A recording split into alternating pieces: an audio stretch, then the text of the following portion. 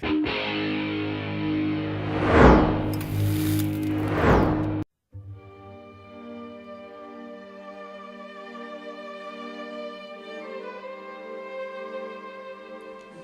10 days ago, I retired very late. I could not have been long in bed when I fell into a slumber, for I was weary. I soon began to dream. There seemed to be a death-like stillness about me. Then I heard subdued sobs, as if a number of people were weeping. I arrived at the East Room, for which I entered. There I met with a sickening surprise. Before me was a caliphate, on which rested a corpse wrapped in funeral vestments. Around it were stationed soldiers who were acting as guards, and there were a throng of people gazing mournfully upon the corpse whose face was covered, others weeping pitifully. "Who is dead in the White House?" I demanded of one of the soldiers. "The president," was his answer. "He was killed by an assassin." Then came a loud burst of grief from the crowds, which woke me from my dream. I slept no more that night.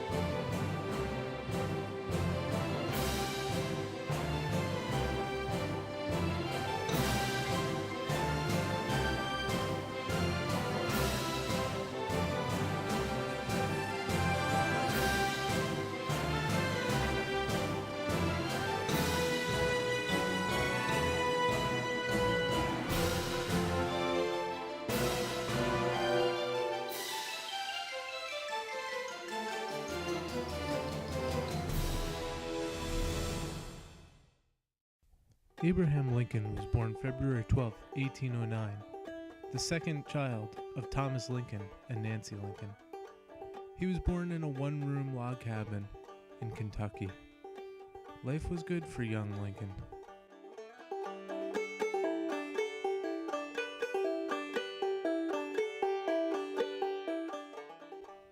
However, when Lincoln was only 9 years old, his mother fell ill of milk sickness and passed away.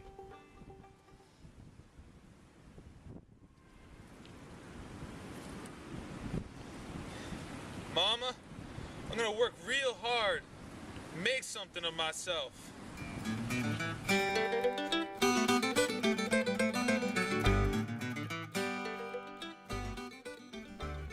The death of his mother inspired Abraham Lincoln to make the best of his life. He passed his childhood doing manual labor around town. True to his word, he learned to read. His tall, lanky frame was a common sight, walking down roads and through fields on a search for more books. He also became known around town for his storytelling. This ability would help him later on in life. As Abraham Lincoln became more and more interested in reading, his focus switched to law. He decided to join with a friend, William Herndon, and created his own law office. While never achieving massive success, Lincoln's time in the field helped him make connections that would help him later on in life.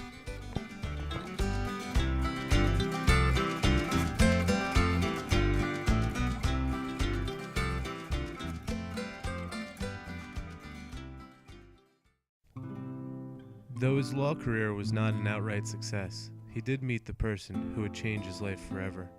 Her name was Mary Todd.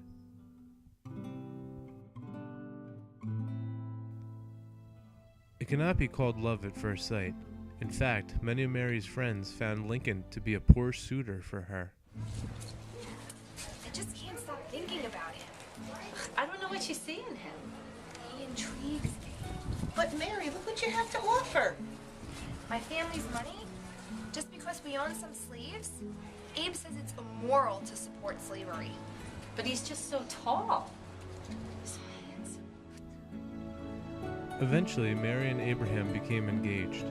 Though called off several times by Lincoln, they were eventually married in 1842.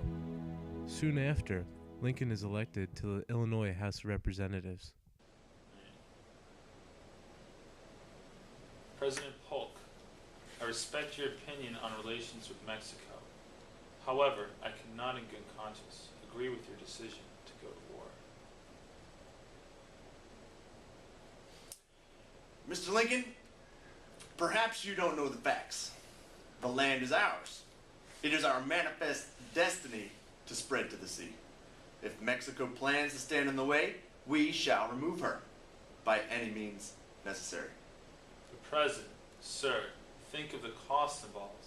Surely we can get our goals achieved by other means. While in the end, Lincoln's arguments fell on deaf ears, he continued to defend his point of view. Abraham Lincoln didn't care if his ideas were unpopular. He was going to stick to his ideals.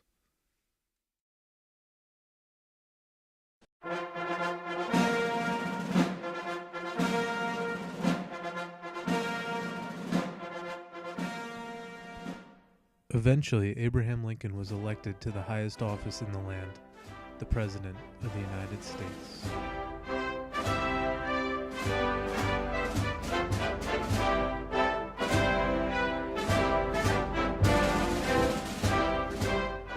Before he ever took his spot at the top, several southern states, led by South Carolina, seceded from the Union. We cannot allow the southern states to leave. We must preserve the Union. I will bring the fight to them. We need money and soldiers.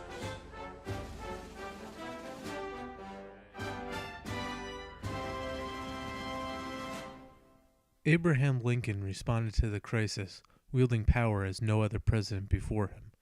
He distributed $2 million in the Treasury for war material without approval from Congress. He called for 75,000 volunteers into military service without a declaration of war, and he arrested and imprisoned suspected Confederate sympathizers without a warrant. For all directions, Lincoln faced disparagement and defiance. He was often at odds with his generals, his cabinet, his party, and a majority of the American people.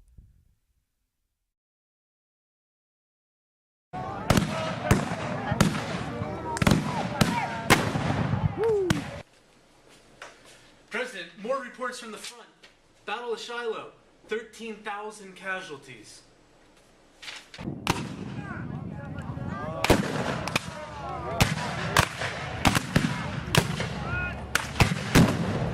President, sir, Battle of Antietam, 12,000 casualties.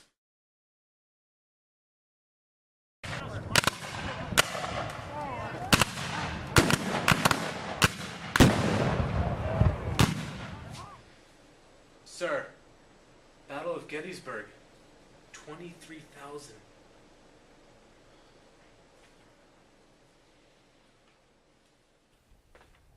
The Battle of Gettysburg, a turning point for the Union. Never again would the South attack the North. With around 50,000 casualties, the battle left a lasting impression on both the North and the South.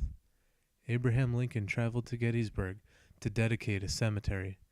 Here he delivered arguably the most important speech of all time.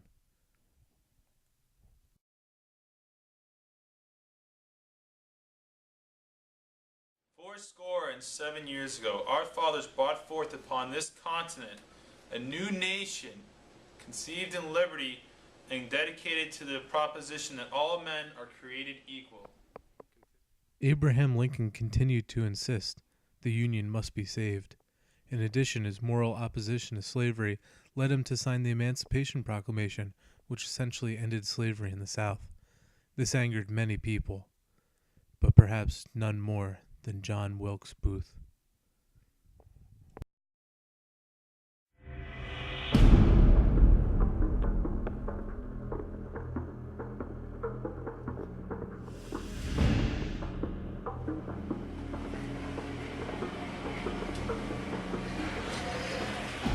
Another 15,000 casualties, and still Lincoln is pressing on.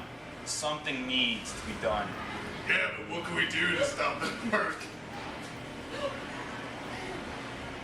How do you kill a snake? by cutting off its head. Lincoln? Yes, Lincoln. That tyrant has already ruined the United States. Now he's trying to impose his will on the Confederacy. If the Union wins, that would be the end of slavery in the South. So what needs to be done? Something drastic. Fiends like him deserve an end worthy of a tyrant.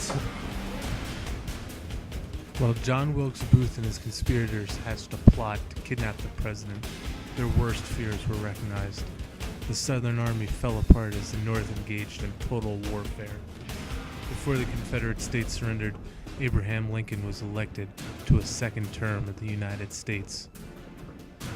His second term would only last 42 days, and it would be ended by this man.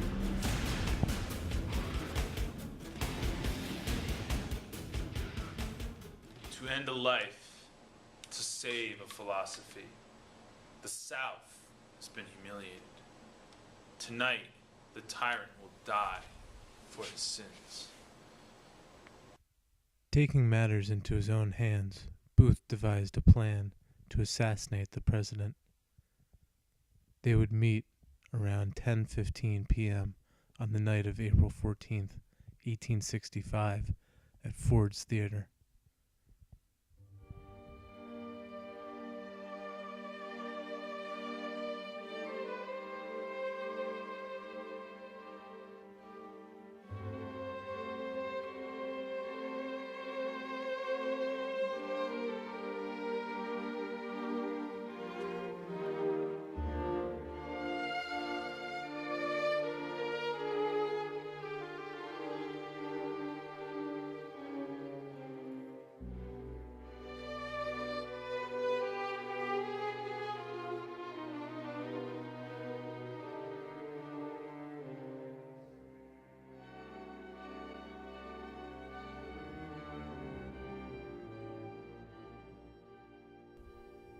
With a yell of "Sic Semper Tyrannis," Booth leapt from the presidential booth and landed on the stage below.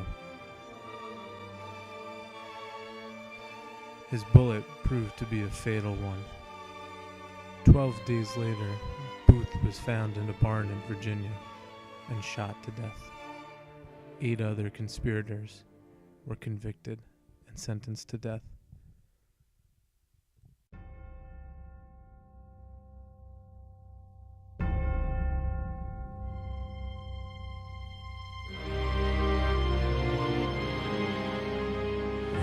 It's 7:22 a.m. The president is dead. He now belongs to the ages.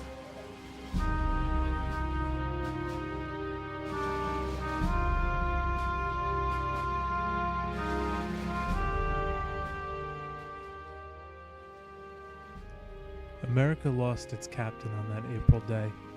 Still reeling from the Civil War, America would need years to heal from its wounds. The determination Abraham Lincoln showed during America's darkest hours would be a shining light towards repairing our country.